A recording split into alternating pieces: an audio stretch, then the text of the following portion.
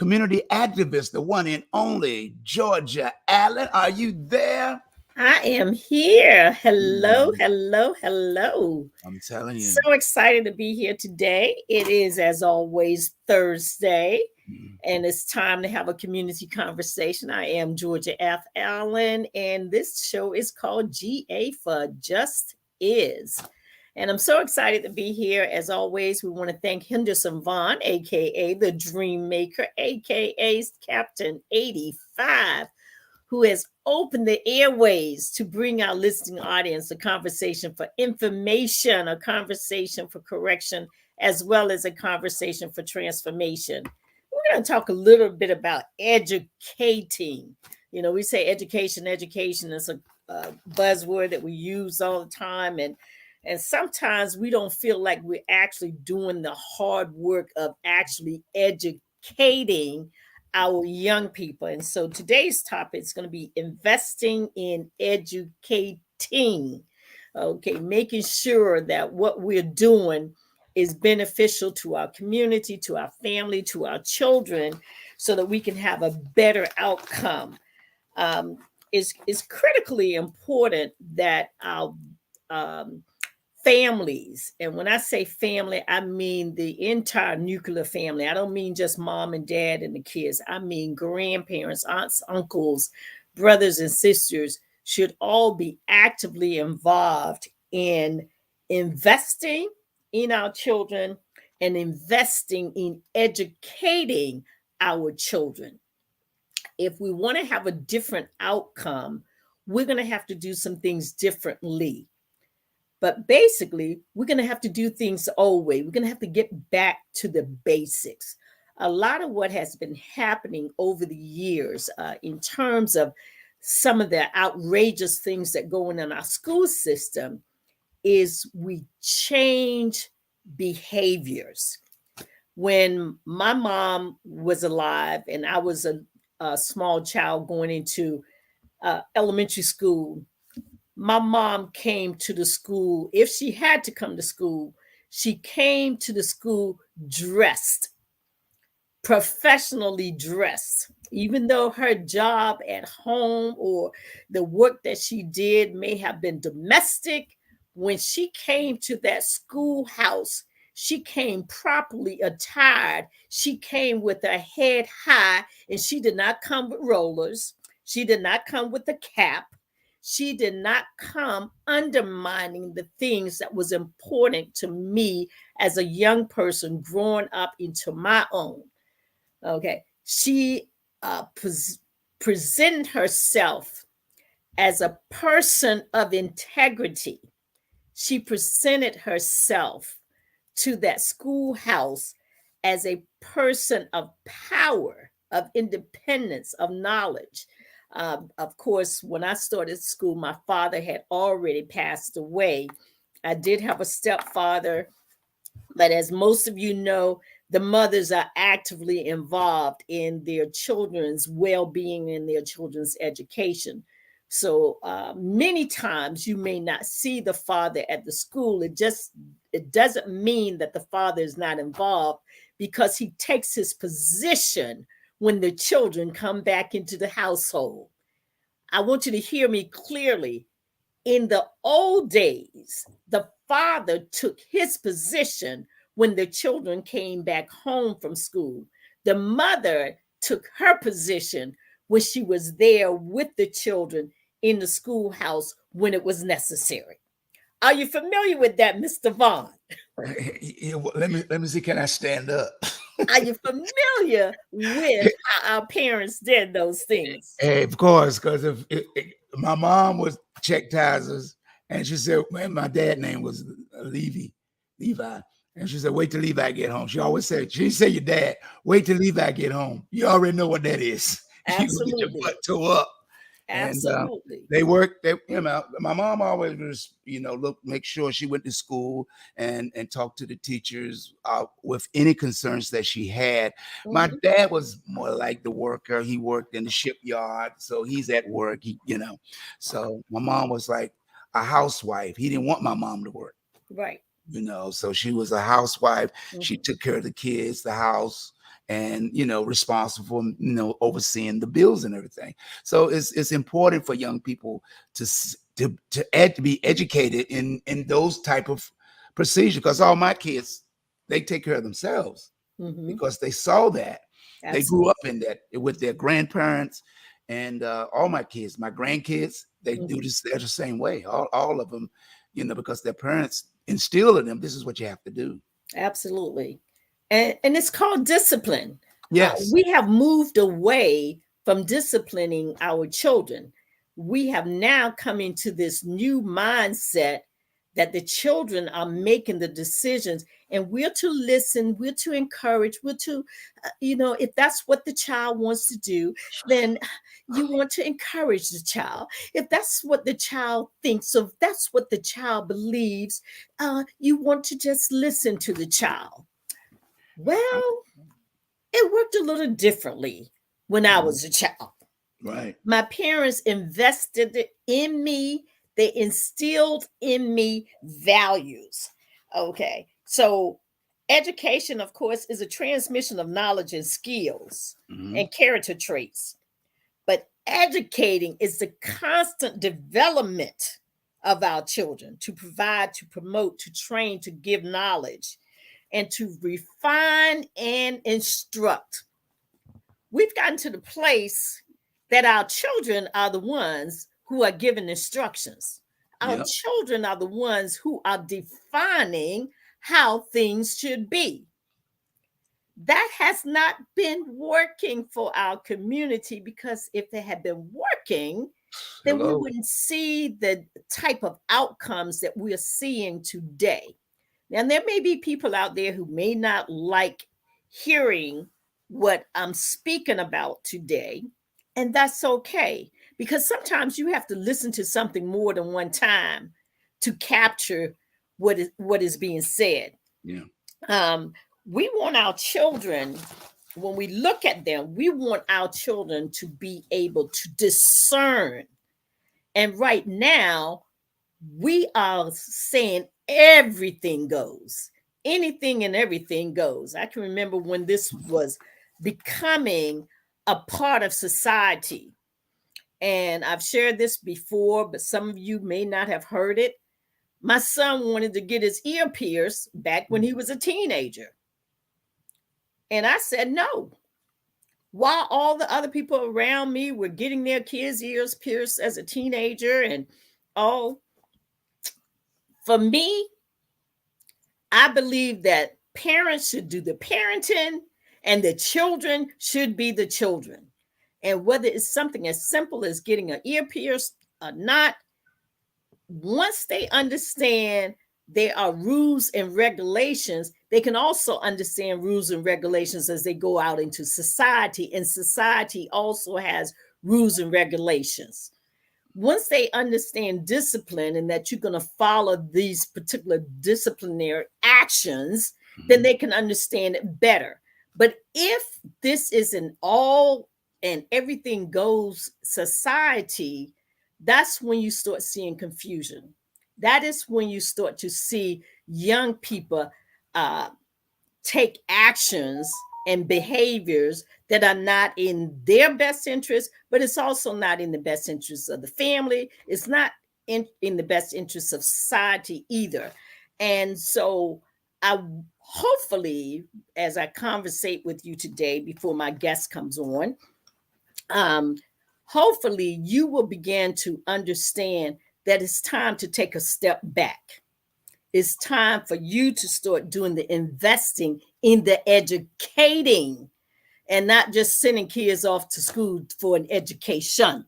Hmm. Okay. You need to be involved in that education process in the household and outside of the household. If you're a person that goes to church, you need to be involved in the investing in educating so that it is an ongoing process. But also your community surrounding you, we should all be on one accord. Right. What has taken place, of course, is we used to be able to get chastised by our neighbors. Now, if you even say or blink at a child, parents are having an absolute fit. Yeah. And so now the children is hearing two different things. Whereas before, all the children in the community heard the same message. They heard our parents say no. They heard our neighbors say no. They No. heard the pastor say no. They heard, all the different people were saying the same thing. Mm-hmm. And so the kids were not confused because they were receiving the same message all the time. And all throughout, they were being educated, and we were educating them as a collective, not as an individual. And so we have an opportunity to hear from a young lady. She'll be coming on shortly. Henderson will give me the heads up sign when she has popped in on the screen so that I'll know to introduce her to the audience and we can have a further conversation. She's an author. She's written children's books, and we want to hear from her. But she's also a substitute teacher, and she's worked in the school system. So she's had an environment. She's all the way from Omaha, Nebraska. And I would venture to say there are not a lot of differences in being in a school system here in Virginia or being in a school system in Washington, D.C., Maryland, or all the way out halfway across the country in Nebraska. So we want you to have an opportunity to hear from her and what she has to share with you today. Again, investing in educating our children is going to be a significant thing if we want to change outcomes. Investing in educating our young people, not simply from a schoolhouse standpoint, but also an in-house standpoint. That is going to be critically important as well, because if we're not educating our children in our homes, then that's going to affect their behavior in our schoolhouses. That's going to affect their behavior when they're in various types of environments. We understood as young people that when we went into the church, that we had a behavior that was acceptable in the house of worship. And so there was not this jumping over the pews. Today, children come to church and they're like, what is this? I remember the first time I saw some young people in church and they were doing that. I almost had a heart attack. I literally almost had a heart attack because I was thinking, I'm like, I've never seen this foolishness before. Yeah. But as time goes on, you see more and more of it. And, and so we need to make sure that we know the hierarchy. There's a child, there are parents, and then above those parents, there are, okay, she's getting a black screen. You might have to send her another link. Her in. Okay. Okay. Let me see what she clicked on. Yeah, she sees the banner at the bottom with her info, but she's not getting it. So anyway, there's a hierarchy. And so above your parents or the leader of your household, there's also a faith that is above that. And the reason why I didn't say immediately God is because we have all these people with all these different religions and everything.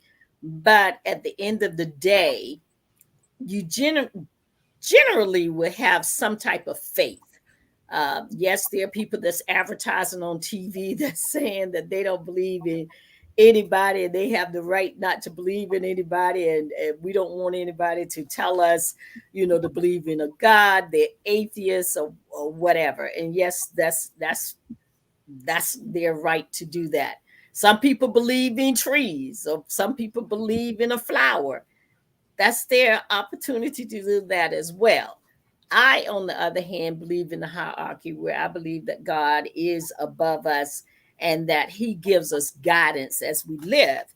And if we're trying to have a better outcome, we need something stronger than ourselves that can help us to move things in a better direction.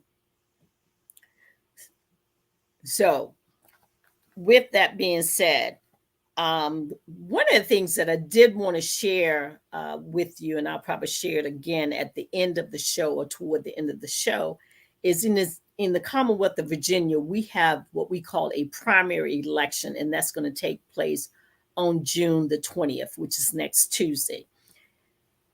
Here again, that's educating the community, educating our young people, educating others. In primaries, if there is no competition, even though you have a candidate, you may not need to vote, because if the candidate doesn't have an opposition, then there's no reason for them to be on the ballot. So you want to double check, and you can just call your local office of the voter registrar's office and determine whether you're living in a district where there is a primary that is taking place, where there is competition within your party of choice.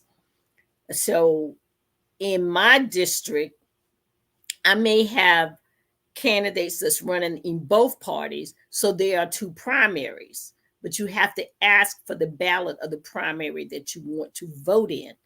In another district, it may have a primary for one political party, but the primary for the other party doesn't take place because they don't have any competition. So keep that in mind. But elections are Tuesday, June the 20th.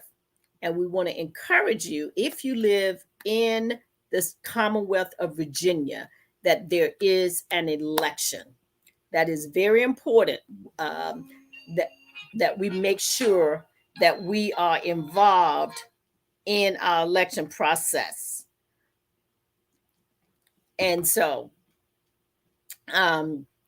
also, we always want to keep you up to date. Juneteenth is coming up this weekend, the 17th, the 18th, and Monday the 19th.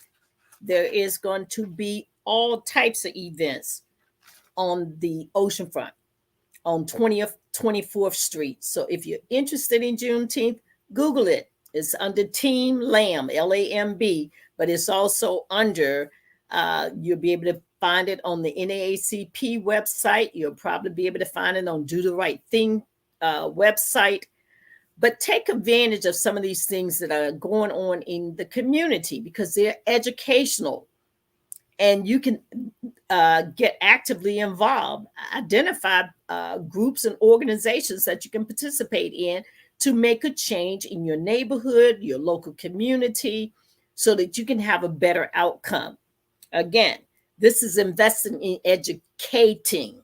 So my goal, whenever I come on the air, whether everything comes together or it doesn't come together, my goal is always to use this platform to provide information, having a conversation, to have a conversation for correction, to have a conversation for transformation, because we don't want people to continue to stay in the same mode if they're not getting positive outcomes.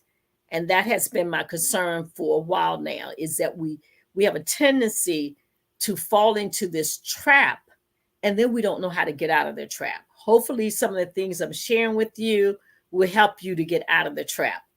Okay, I see my guest photo up, so I'm going to tell you a little bit about my guest. Her name is Martha Woodruff. She was born in Blythefield, Arkansas, but was raised in Omaha, Nebraska.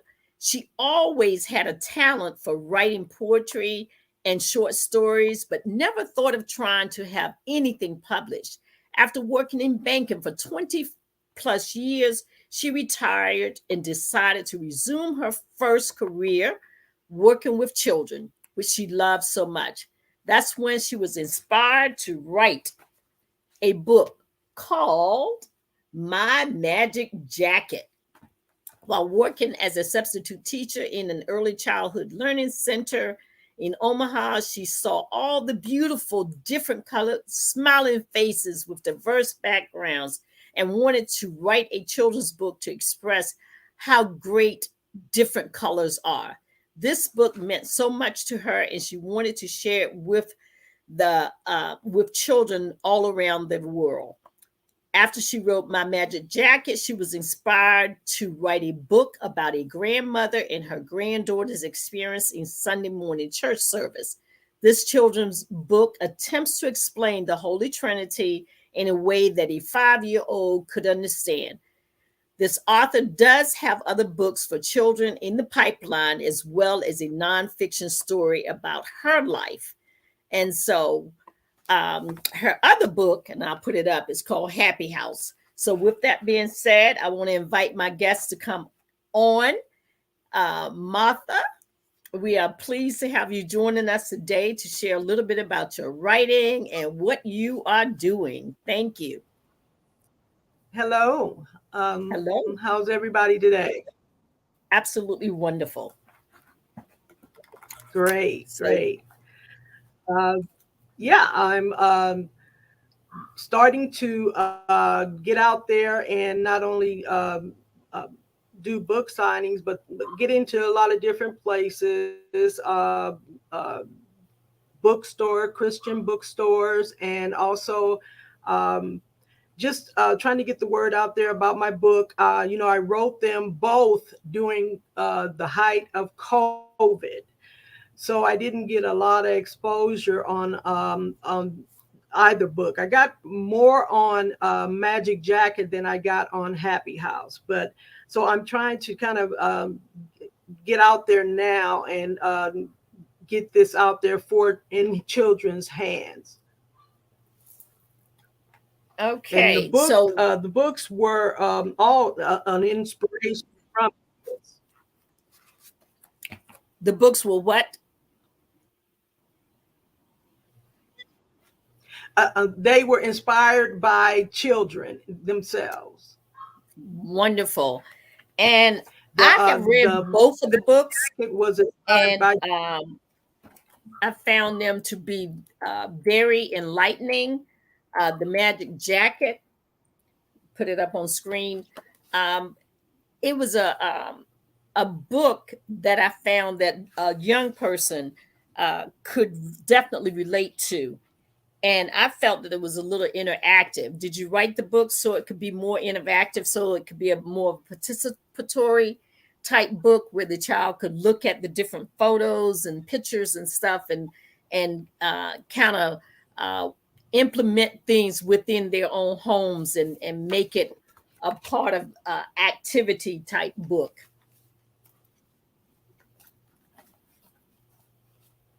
I did. And I also made it so that the child could gather possibly items in the book, such as a piece of candy, a car, or a toy, or and I even sold with Roy, stuffed animal, stuffed mouse. So I made it so that they could identify each object in the book. Wonderful. And that's even the outer cover having stars on the books. A mother could read that, a mother or father could read that to her child and take them outside and let them look up in the sky and see that, there's stars on the book, but there's also stars up in the sky as well. So when I was, looking at the book, I was looking at all the different ways. I noticed the kite in the book. So there were a lot of different things that I saw where children could be interactive, where they could talk to their parents about things that they see in the book, ask questions about these various things, and see if there's some way that they can implement them in their day-to-day activities, not necessarily every day, but throughout, use time to be able to interact and participate. There is a slight delay, Right. family. So And I just want to go ahead. Yeah, I've been told by parents that they've worn the book out because kids want them to read it over and over and over again. So it's been a good response to Magic Jacket. Terrific. And we definitely wanted to have you on because a lot of times we don't see a lot of the books that embraces the various cultures, embraces young people at such a young age, where they're able to talk and discuss things. Because now there's been so much negativity with regards to learning anything about anybody other than white Americans. And so I looked in the book and I noticed that it was quite diverse. Both of them were quite diverse. And I was just talking to my little great granddaughter this weekend, and she was sharing with me that her teacher had told her about Maggie Lena Walker. Now, I'm not sure if you've heard of Maggie Lena Walker, but she's a person out of Richmond, Virginia. And she says, Gigi, she was very rich. I said, yes. I said, she was born, I want to say late 1800s. And she started her own bank, her own insurance company. She had an elevator in her house in the early 1900s and so on and so forth. And it just and her eyes just lit up. She said she had an elevator in her house. I said, yes. And I said, as a matter of fact, your grandma actually, she calls B actually went to the house and was able to see it for herself. I said, would you like to go up and visit that house? She was like, sure. And so just teaching our children about, Black people who have been extremely successful, has owned a lot, it helps them to understand that there's opportunities out here. And that's what I saw in your book. I saw the opportunity for young people to want to write a book and the possibility of them wanting to write a book. I saw the possibility of them even wanting to go into journalism or wanting to, write for a local newspaper or magazine. And every time we do things, we want to always expand their thoughts.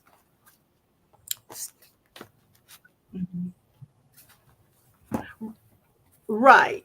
Because, when I was growing up, all the things that you just mentioned were maybe in my thought process, but it didn't seem to be a possibility for me.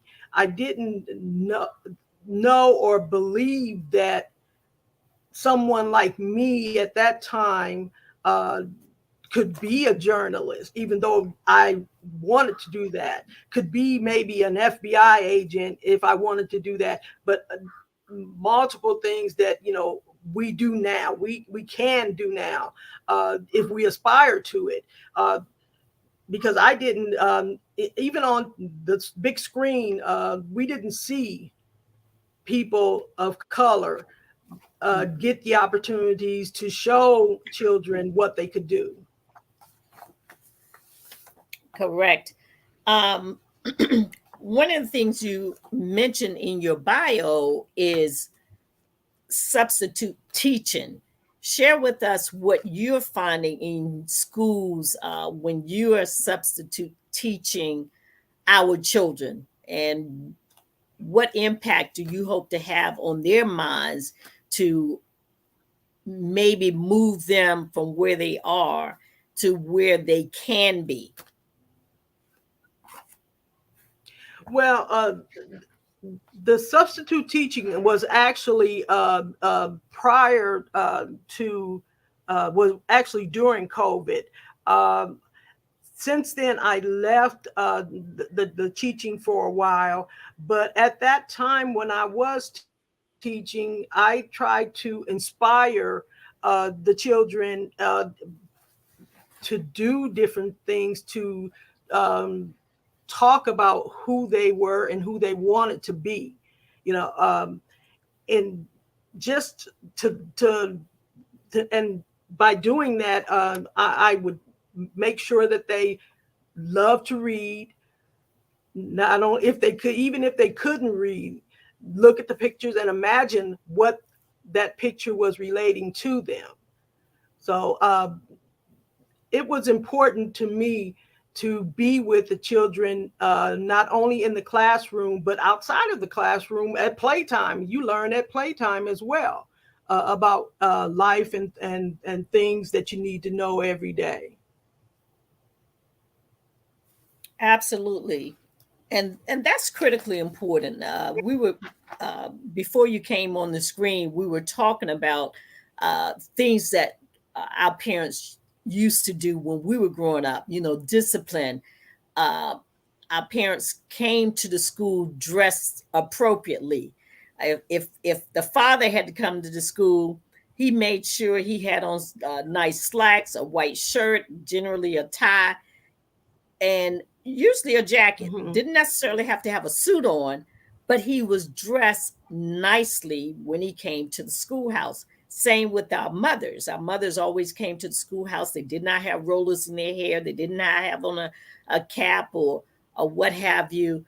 But they always came, and they always came um, with authority. You know, they came for a specific reason. They asked questions, they got their answers, and then they learned how to move through this system per se, as it pertained to making sure that their children had a good outcome.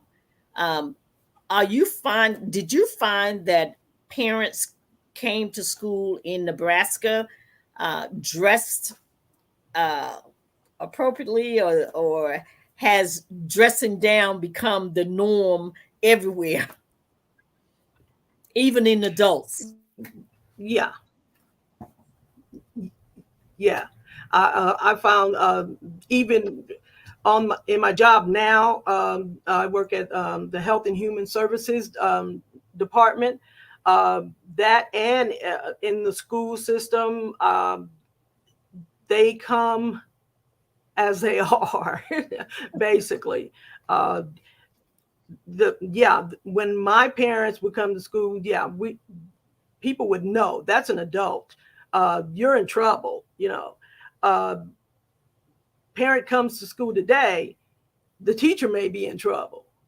Correct. The child will say, "My mama's gonna come get you," or yeah, it's totally different. Totally different. Mhm. There's no respect as far as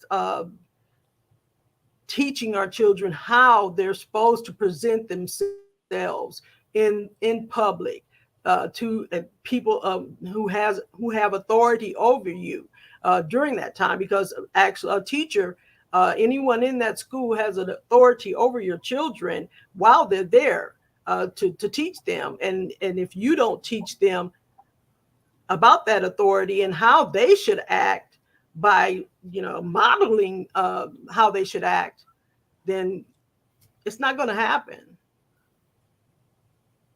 Excellent word, Yeah, modeling. that, You want to model the actions that you want our next generation to have. And if the way you're operating, the way that you're acting is modeling behavior that can be dangerous, it can be disrespectful, then that is what the outcome is going to be. And so I mhm. like that word modeling. I'm gonna have to write that down. That what type of models are we? You know, a lot of people say they don't want to be a role model, and And I can understand that when you're an athlete, or you're maybe in the music industry or what have you. But if you're a scientist, I might want you to be a model. Okay. I might want you to conduct yourself in a behavior and in a manner that children see that and want to become that. It's like Christine Darden, who was an aerospace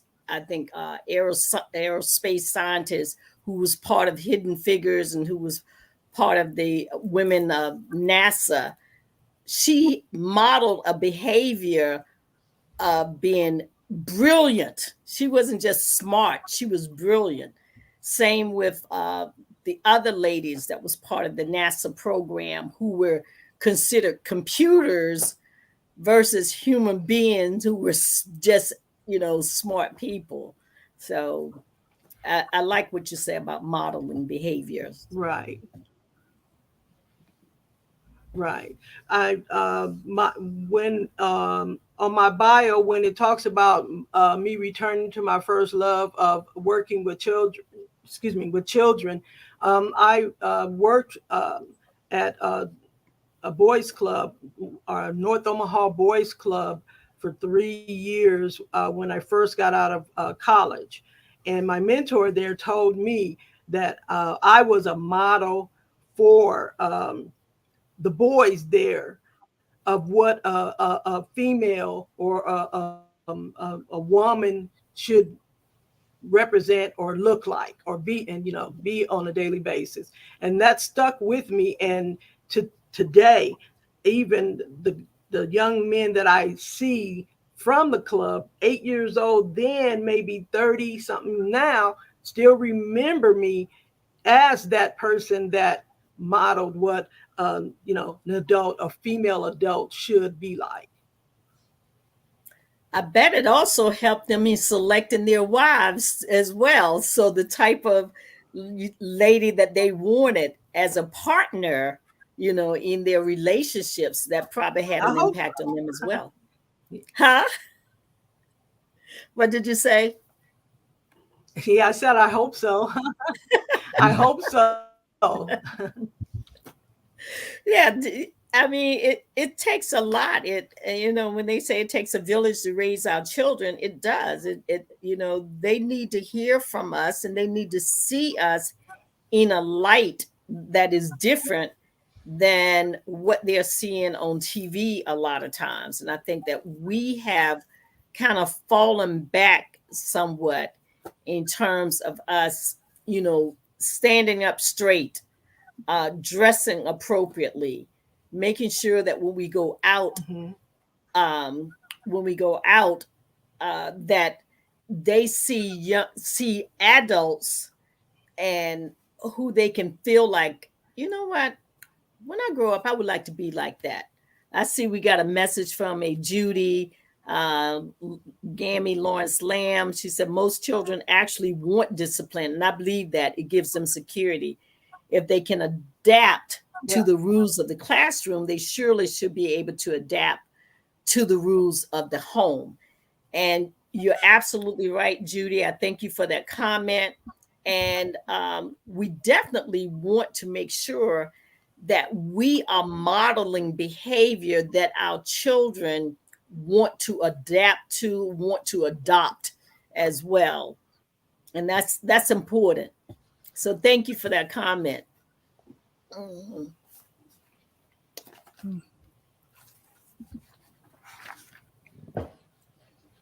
Martha?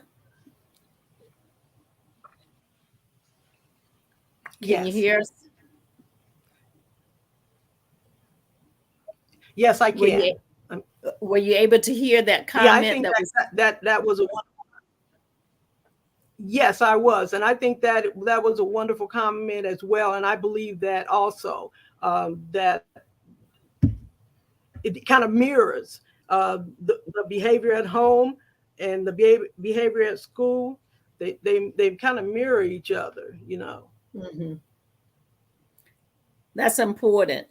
I don't know how much longer you have before you have to get back. I know you were saying that you had a short window, And I want you to have the opportunity to have closing comments. And I definitely want to thank you for coming. I know having a delay kind of was a little bit of a challenge, Yeah, but we definitely enjoyed having you. Again, we have Martha Woodruff, and she has 2 books. And we want to encourage you, if you don't have them, go ahead and give them your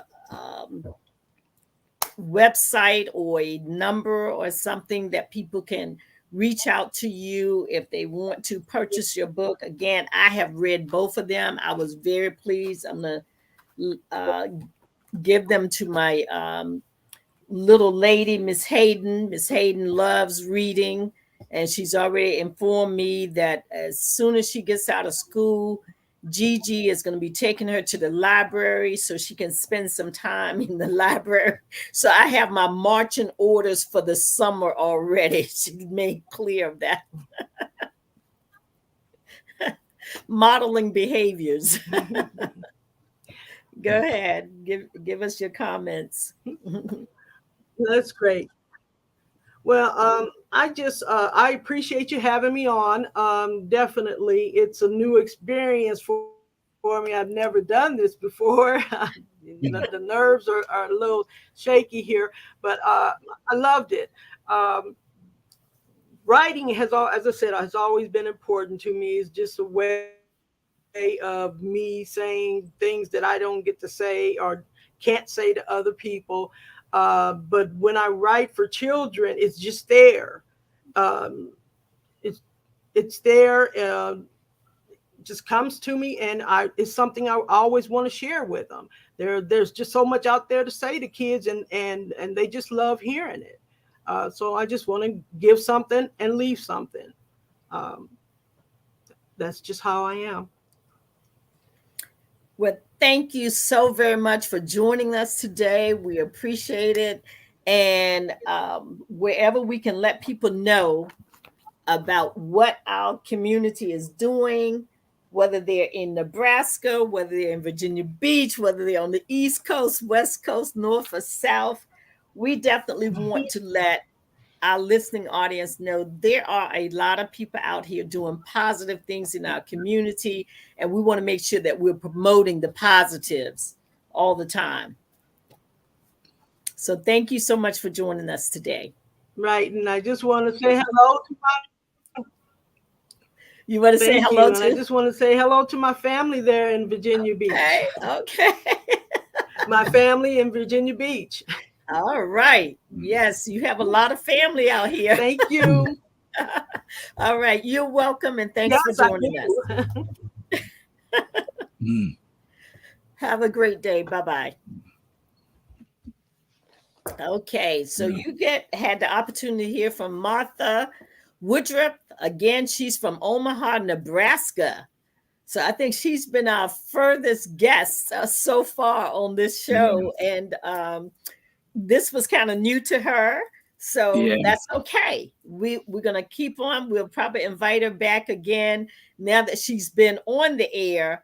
And anybody who has done radio or television or a combination thereof know that the first time you do this is not always the easiest thing in the world. I think she did a fantastic job. She shared with us about her books. She shared with us a little bit about some of the work that she's done in education, which is good. We definitely want to have teachers out there that are working on behalf of our children. Did you want to share something, Henderson? Yes. I mean, this is the factor of why I do these things, because it's like we give our minds of our youth, our leaders, to other people to shape. And this is why we in where we are now with the violence in our community.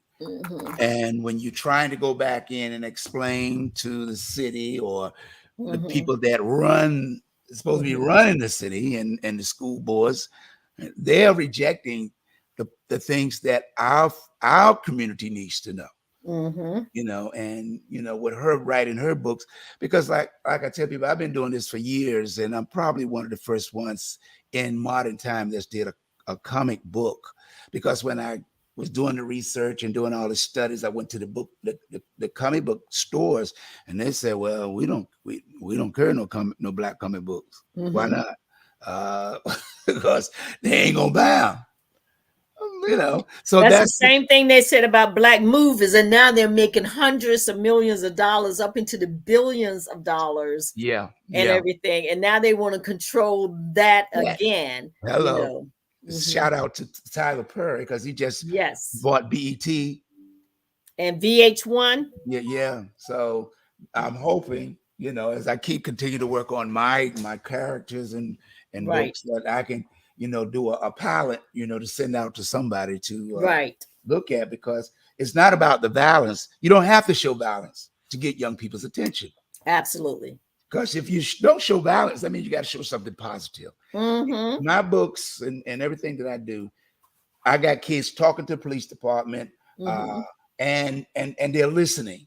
I got things where they're educating that I taught my kids how to play chess, and they're sanctioned. They're sanctioned in the chess society, So they, all my kids are graduated from college. My youngest one that I used to bring to the APAC Association, he's just graduated from Airborne, and stationed in North Carolina, and he'll be home the weekend. But these are the things, and he's a comedian. Everything he does, he pays attention to what he do. He pays attention, and this is the reason why I did the books, because it's about their life. Everything that they did coming up, I put it into the comic books and poems and stuff that I write. And because if you pay attention to your kids, they teach you a lot of stuff. Absolutely. And the one thing they teach you is they really just want to be loved. Absolutely. You ain't got to be yelling at them. You ain't got to be threatening them. I told my kids like this: I'll buy you anything I can afford to buy. But if I get a letter from your teacher about anything, one or two things is going to happen. One, that Xbox or the PlayStation or whatever console they want, they had it. And whatever when I could afford to buy the games that they wanted to play, they had it. But I told them like this: first, I'm gonna take it away from you. If I get one call from your teacher, I don't supposed to be getting no calls other than because we went to the PTA meetings. Oh yeah.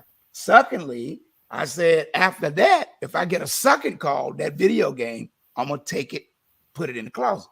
Thirdly, if you're getting real ugly, I'm gonna take a hammer and break it up in front of you. You got two choices. One or two choices, because either I do that or I'm gonna give it to your friend. Your friend gonna have your console and all your games. Right. All you have to do is go to school and learn. That's all. Absolutely. So that's important. Yeah. That is very, very important. Well, it looks like we are coming to the close of the show today, and I'm going to close it out just to remind everybody locally and throughout the Commonwealth of Virginia, we have an election on Tuesday. Go to the polls, vote. And why is that so important?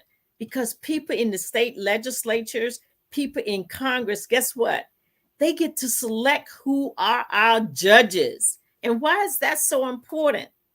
Because currently we have a Supreme Court that just ruled in the favor of Voting Rights Act Section 2. And while we don't have the most favorable justices on that Supreme Court, they followed the law, which is what they should always be doing. They don't always do that. Right. They come up with some, things and try not to follow the law. They try to, make up things that, well, that's too personal, or that's too this or that or whatever.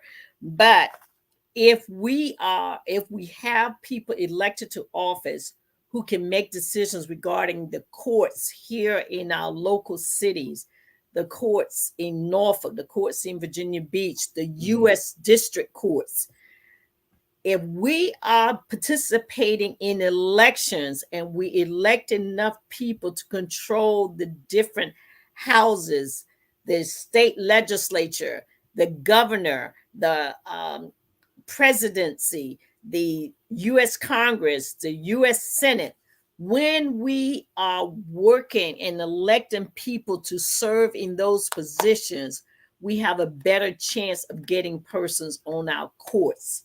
And that is critically important.